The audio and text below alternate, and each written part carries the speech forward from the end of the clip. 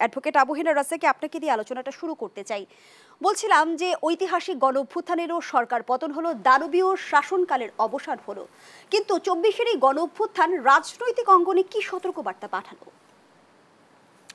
ধন্যবাদ আপনাকে। 24-এর যে অভ্যুত্থানটা আমরা দেখলাম, এটা সবচেয়ে বড় যেটা আমাদেরকে শিক্ষা দিল যে ভিতরে যদি সাহস থাকে এবং লক্ষ্য যদি স্বচ্ছ থাকে তাহলে কোনো বাধাই বাধা নয়।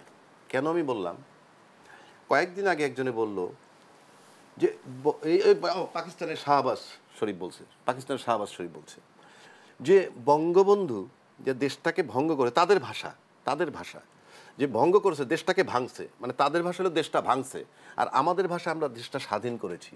কিন্তু এই যে দেশটাকে ভাঙছে সে কারণে অনেক দিন পর হলে প্রতিশোধ হয়েছে, যে বঙ্গবন্ধুর স্ট্যাচুর উপরে পর্যন্ত হামলা হয়েছে, এই কথাটা বলছে। সেটাকে আমি যে সাপোর্ট করি, নট দ্যাট, এই কথাটা সে বলছে। এটা কেন বলছি?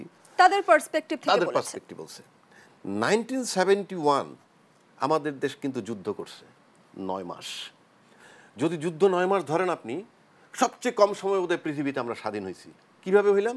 প্রতিবেশী দেশ আমাদেরকে সাহায্য করছে, এটা তো সত্য, প্রতিবেশী দেশ আমাদের সাহায্য করছে। তখন কি হইল? পশ্চিম পাকিস্তান থেকে অস্ত্র আসলো আমার উপরে, এখান থেকেও কিন্তু ভারত অস্ত্র দিয়েই মোকাবেলা করছে। সময় কিন্তু মাত্র 9 মাস। আর এবারেরটা আপনি যদি ধরেন, এই দানবীয় সরকার যেটা বলতেছেন, 2008-এর নির্বাচন টু সাম এক্সটেন্ট আমি অ্যাকসেপ্ট করি, যেহেতু এটা একটা কেয়ারটেকার ইনডাইরেক্ট 2 বছর পরে আর্মির থেকে নির্বাচনের মাধ্যমে আসে। তারপরে 14 নির্বাচন থেকে যদি আপনি ধরেন, টোটাল তার দানবীয় রূপ। এবং 2014 নির্বাচনের পর থেকে যদি ধরেন আপনি 14 আর 10 24, এটা 9 মাসের যুদ্ধ, এই 1.5 মাসের যুদ্ধ নয়, 9 মাসের যুদ্ধ নয়, পাক্কা 10 বছরের যুদ্ধ। এবং এই পাক্কা 10 বছরের যুদ্ধে কিন্তু সরকার গুলি চালাইছে, সরকার আয়নাঘর করছে, সরকার জেল খাটাইছে, কিন্তু আমরা মাইর খেয়েছি। আমরা বলতে আমি ব্যক্তিগতভাবে না, রূপক অর্থে বলছি, আমরা মাইর খেয়েছি। মাইর খাইতে কিন্তু এমন একটা জায়গায় গেছি, তারপর কিন্তু আমাদের পক্ষে অন্য কোনো অস্ত্র আসে নাই। আমি বুঝাইতে পারছি? অর্থাৎ জনতার যে আন্দোলন, এই ইভেনচুয়ালি যখন আমি জুলাইতে আন্দোলনটা শুরু হলো, ছাত্ররা তাদের বিরুদ্ধে এই দেশের অস্ত্র দাঁড়াইছে।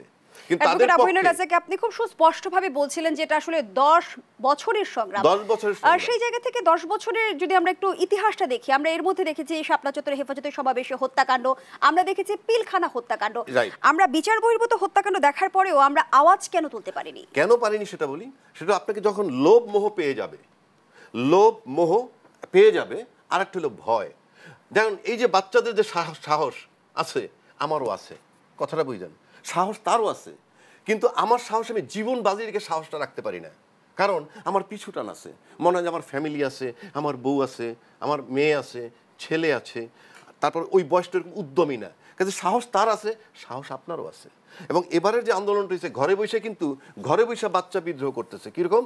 আম্মু আমি যাব, এই যে তার ইচ্ছাটা, দ্যাটস অল। গুম হওয়া অনেক মানুষ কিন্তু ইতিমধ্যে আয়নাঘর থেকে বেরিয়ে এলো, আপনার মাঝেও কি গুম হওয়ার ভয়ই ছিল?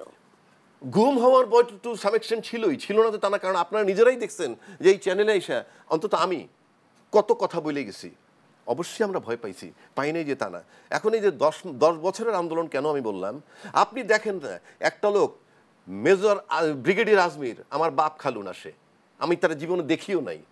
আপনি কিরকম দানব, কিরকম জানোয়ার, 12-14 বছর তাকে আপনি আয়না ঘরে রাখছেন। আপনি কি মানুষ? আপনি তো মানসিক বিকারগ্রস্ত একটা মানুষ। আপনি 8 বছর রাখলেন ব্যারিস্টার আরমানকে, কোনো সুস্থ মস্তিষ্কের লোক পারে না। মানবেতর জীবনযাপন না, it is abnormality, pure psycho যাকে বলে। কারণ আপনি যদি এখন একটা খবর বেরিয়েছে মেজর বজলুল হুদা, আমি জানি না how far it is true, but she entered into the jail এবং ব্ল্যাক আউট করা হইল। তারপরে বাকি ইতিহাস আমি যেহেতু দেখি না, বাট যেটুকু বলে মিডিয়ায় তাতে বলতেছে যে she was there and she was slaughtering, just তাকে জবাই করা হয়েছে। তো আপনি ভাবেন যে কীরকম বিকারগ্রস্ত হইলে, যেটা তো বলতেছিলাম লেসনটা কি, সেটা হইলেই এই যে 10 বছরের আন্দোলন, গুম খুন হইতে মানুষ নিস্তেজ হয়ে গেল। সর্বশেষ 28শে অক্টোবর যে একটা অ্যাটেম্প নিল, সেটাকে আপনি ধূলিসাৎ করে দিল, একটা পুলিশ হত্যা করে, তারপরে সেটাকে অন্য কিছু বানাইয়ে যায়। তারপরে যখন এই ছেলেরা নামলো একটা জায়গায়, আমি বলবো খালি এরা বীর সন্তান, বীর শ্রেষ্ঠ সন্তান। কেননা তাদের উপরে নির্বিচারে গুলি পড়ছে, পুলিশের গুলি বলেন, আর্মি গুলি বলেন, সবার গুলি কম বেশি পড়ছে। কিন্তু তখন পাশের থেকে তৃতীয় ব্যক্তি কেউ আসে নাই 71-এর মতো অস্ত্র নিয়ে যে আমরা তোমার সাথে আছি।